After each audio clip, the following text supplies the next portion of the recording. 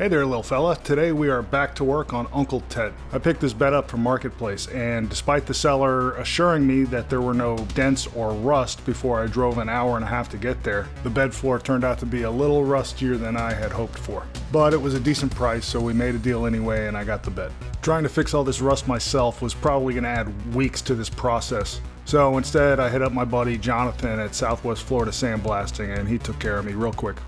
The top of the bed had some holes drilled into it, I guess to hold a bed liner in place. But that bare metal was starting to rust, so I decided to drill them out and see if I can weld them shut. I'm going to be using my Harbor Freight flux core welder this time just to see if it can actually pull off doing sheet metal bodywork. Some of you may notice that I have been using the cheapest tools imaginable. And aside from being broke and cheap, there is one other important reason that this is the case. You see, I think it's important that when you're just starting out at something, you never want to get the most expensive tools for the job. I remember when I was a little kid learning how to play guitar, my parents got me the absolute cheapest shit guitar you could possibly imagine. This was at the same time my buddy across the street got a really expensive guitar from his parents. And of course his was a Cadillac compared to mine and played really well. And I had to practice really hard and put a lot of effort into mine just to try to make it sound halfway decent. But it worked out great because by the time I actually got a decent guitar, I was already a much better player because of those constraints that I had in place that forced me to work harder.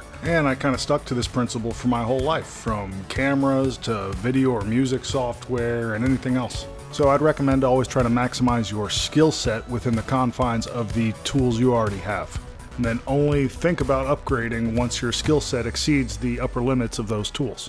You'll notice my work here is not exactly perfect, but it's not as sloppy as some of the work I've seen in government, so again, we're going to call this good enough. I'll take care of the pinholes later with some body filler.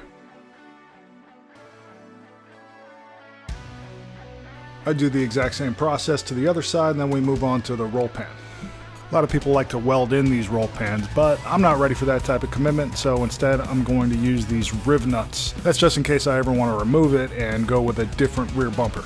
Put a little coat of seam sealer around the riv nuts to prevent rust, and we'll try to test fit the roll pan. Looks like we're done for the day, so come back next time for sanding and primer. Peace out.